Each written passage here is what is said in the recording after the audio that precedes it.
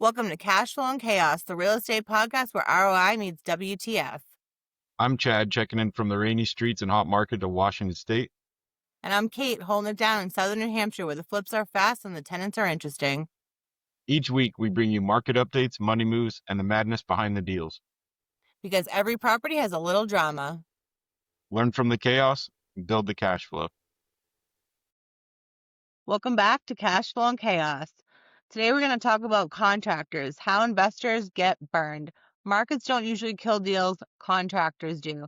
Timelines will slip, budgets will creep, stress will skyrocket, and suddenly your great investment turns into a capital eating monster. Today, we're unpacking why contractors are the biggest risk in most rehab projects and how to manage that risk like a pro. So, Chad, why do contractors sometimes create more chaos than markets? Well, one, they're human. Like, that's the biggest thing. You can't control people unless you're a horrible person. But they're controlling your timeline. So if their work ethic sucks, like they show up at 10 o'clock and leave at 4 o'clock, they ain't getting shit done. They don't show up at all, or they have excuses like, oh, sorry, my truck broke down, or blah, blah, blah. Chances are they're working on other projects that are bigger, that are paying them more money, or they're robbing Peter to pay Paul with your funds because you paid them silly out of pocket up front, like for their deposit, or 50% up front and the other at the end, vice versa. So they're just floating projects one after the other with somebody's going to fall. The dominoes are going to fall and they're going to be flat on the face. They also control your spend rate, right? If you go in without a clear scope of work, or without a clear path and direction on what you want to do on the rehab, or don't even have a budget in mind because I don't know construction and I don't I don't know what it costs to do X, Y, and Z. Cool. Now you just hand it over to your contractor and they're gonna, if I was a contractor, I'm probably gonna charge 50% markup on everything so I can make a profit, like a huge profit. And they're also gonna potentially affect your financing, right? Because if you're running over budget, you're over timeline, it can affect your exit strategy, but it's also going to affect your initial budget for holding costs because you only budgeted for this timeline and now you're this timeline. So you're kind of double screwed. So like say your target is to get the tenant in during the summer, but you Mickey Moused around and I don't know if I can say it without Disney getting all pissy, but you fucked around and now you're trying to infill come the fall time. Like, well, I'm assuming depending on the market, but typically stuff tends to fall down or not fall down, but calm down more in the fall. Most of the moving's happening around April to August-ish before around school times from my experience. Yeah, you gotta stay on top of them. The doer does what the checker checks. If the checker's not checking, the doer ain't doing it. It's okay. But what hidden costs are there beyond the money in the deal?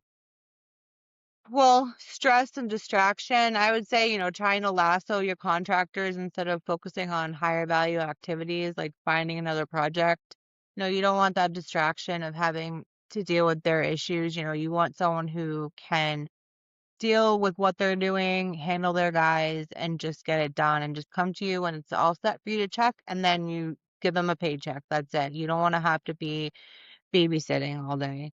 Also, lost momentum, things start to drag or get delayed, and then it's costing you, more money and stress and aggravation, delayed refinancing or sale. This is a huge one. So every month you're holding longer. If you have hard money out at 12 or 14%, or potentially needing to extend, that's going to be extremely costly. So you need to get this wrapped up on your timeline. That could completely blow your budget, and cause you to end up losing money instead of profiting. So what would you say matters more, Chad, license or communication with contractors? Damn, that's a good one. Personally, I like reliability, reliability over the licensing. Reference, verify. You got to vet these people, vet their references. If you can walk their other projects. I've reached out to their past clients before and asked if I can come check out what they had done, and they're like, "Well, that's kind of weird." I was like, "Well, look, I'm looking at doing this major rehab, and I'm spending all this money. I want to see what that contractor did. And I convey it nicely to that other owner, the other homeowner, whether it's another investor or their personal residence, and check it out. Because otherwise, you don't know if you can pull stuff off Google and like, oh, look at this nice tile work I did, and also the detail. Like, are they detail oriented or are they just pumping their chest and like, oh, I can build everything. Like, no, you can't. Bullshit. And also like consistency of follow through. It's like if they say they're going to do something or they say they're going to be there a certain day and time and they do it, great. If they're not, I personally just run off like three strikes, you're fucking out. So whatever hiccups along the way after come the third one, like fuck it, I'm moving on to the next guy. Um, they need to put up or shut up, honestly. Otherwise, it's going to dip into all the stuff we mentioned earlier. Yep.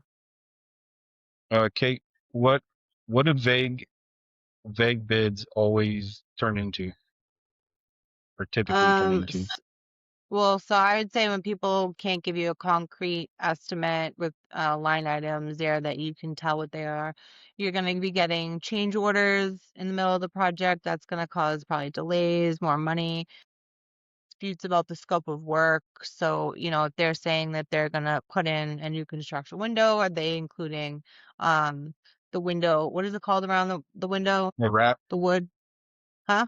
You talking about the trim or like the weathered barrier wrap? The trim. Yeah, I couldn't think of the word. The trim.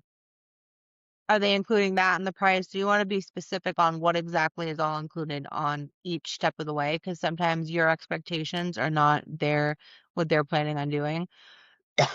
And then, it also runs into budget creep. So, your budget's probably going to go over if you're getting big bids because there's going to be a lot of, well, that didn't include this. Well, I thought it did type of situation. So it could get messy quickly. Chad, what would you say is the most misleading green flag? Overconfidence. Having a knee on a project, but they're they're they're gonna always acting like they can do the whole job, right? Like, oh, I've got a crew for Wait, this. I got a crew. red flag. I meant red flag. Oh, yeah. I was thinking that anyways. I ignored your question. I was just going to red flag. But same thing, like they're gonna be overconfident. Like, oh yeah, we can knock this out in a week. It's probably a 4 week project, but sorry, bullshit. Um, and I just know that from experience of being a contractor and being in construction off and on my whole life. Um, don't have, and you want to have like specific trades doing specific tasks. Not you don't want your framer doing drywall. You don't want your handyman rewiring your whole house. Um, use trade specific people for trade specific tasks. Yeah, Lower that's price happened to me. estimates. Actually, the framers doing drywall thing. I've done that because they said they could, and it literally ended up they were charging me, I think, by the hour, like $50 an hour. But Dan went and dropped off. We actually had that drywall sander, like automatic one. And I Okay. don't know what the correct term is. But anyway, he went and Cool. dropped it off for them to use, and he went and checked day after day, and he kept saying, "Why aren't you using the sander I dropped off?" They were just hand sanding everything, so it took forever, and in the long run costed more than it would have been if we just hired someone who's like specific to drywall. So I mean, sometimes there can be overlap. Like I would trust these framers to do like obviously the windows that falls within framing. They could do roofing and siding, but then outside of that, like they're not great at like doing flooring, doing drywall. So, you have to know who can really do each specific job. And if it's more than like three things they're saying they can do, not believing that. Yeah. Or I'm going to ask him like, what's your, out of these three things, what's your favorite thing to do? And that Yeah. typically will be their niche. And then you lean into that and like, cool, Bob, you're going to do this. And Jimbo over there is going to do X, Y, and or Yeah. also with like contractor estimates, the lowest price isn't always the best thing. It's going to typically be more freaking headaches, um, or more micromanaging. It comes like, God dang, there's three things in a contractor. You can have it good, you can have it fast, and you can have it cheap. and you can pick two. So you can have it fast and cheap, and it's not going to be good. You can have it good and cheap, or whatever fucking finger it was. You can have it good and cheap, but it's not going to be fast. It's going to be filler work in between other projects. So they'll show up on like the evenings or the weekends. And depending on the contractor, like I have a I have a couple subs that are my projects, unless it's a full gut to the studs, everything, it is their side work, but they show up on the evening for like 4 or 5, 8 hours, or not 8 hours, but from like 4 p.m. to 8 p.m. and they'll bust shit out. They blow through stuff. And on the weekend, like 2,200 square foot house was ready for paint in 5 days. Like they're no nonsense, but they weren't the lowest price either. They were medium to high priced, but they're Yep, reliable. They show up on time. They're a text message away from hitting a project. And also, I call them car salesmen, fast talkers, ones that are they're just trying to confuse you or sway you away from things like, oh, you don't really need to address that over there. We can. They're just putting lipstick on shit, so to right, speak. Like I care more about the mechanicals and the bones and the structure than I do all the pretty shit because you can always change that later. But once you dig into stuff and do it once, do it right the first time instead of trying to maintain that shit box for the next 5, 10 years. for And sure. So then why does upfront money remove leverage, you think, when you pay a large amount up front or all of it up front? Like what could happen with your leverage? you're so like when I was a contractor, and it's different from retail contractor to like investor type stuff because they're two different clientele. When I did retail work, I always collected. I did a contract that was multiple page and went through all the stuff we're talking about here as far as like scope of work, finishes, like expectations, everything was on the contract for my retail clients. But I demanded for me to for me to put it on my schedule, I had to get a materials deposit for the first 3 or 4 phases, depending on the size of the project. And as an investor, I'm not doing a deposit because we're not working typically with the custom contractors that are all working on custom homes. They're I call it chucking a truck. We're not getting the fancy labeled up rigs. And if you give them whatever money you give them up front before any work's been done, other than like if you're buying materials, you can do a phone sale and all that stuff. But chances are your materials aren't going to show up on the job site. They're just going to disappear into never land. And Yeah, I try fucking to you'll never just fool them. buy the materials. Yep. Yeah. And then you pay for work when the work's done. And for my experience with that is I don't pay for best efforts. I pay for results. So if you do a job and it looks like hammered dog shit, like I'm not fucking paying for that. Like I could have got my grandkid to do that and take her to Disneyland for the same fucking price. Yeah, And for right. And accountability, like always check too before you write them a check. I've had people like actually, this is a landscaper that popped in my head first. A landscaper was like, "Oh, I got the job done. It was only like $100 or something," and I'm like, "All right, send me pictures." And I noticed he was sending me like close up pictures. It was like maybe a 2 by 2 foot area. And I'm like, "What the hell?" And something just rubbed me the wrong way, and I could have just with that I should have just like sent the $100 probably and just like not been concerned. But I went there the next day and I was pissed because what he was supposed to do wasn't done. It was like only a tiny bit of the lawn was cut. He was supposed to weed whack. There was like weeds everywhere. He was supposed to edge this walkway. Nothing was edged. So he had shown me just a tiny little spot that looked good and everything else looked like shit. And then he wanted to argue with me about, no, the wife contacted me. I still remember, I'm not even going to put him on blast right now, but they have contacted me. This is when like karma really hits and like comes back and lets me know because I was so fucking happy. They continue to apply to different apartments of ours, not realizing that it's our apartments. And every single time I remind them, hey, just so you know, we also own this building. Remember that time you tried to screw me about the lawn and your wife flipped out at me? She was like calling me a slumlord because I think one of the screens had like fallen off because of the wind. So she sent me a picture of the screen on the ground saying like, look at you, you're a fucking slumlord. You don't even take care of your property because like one of the window screens had fallen out.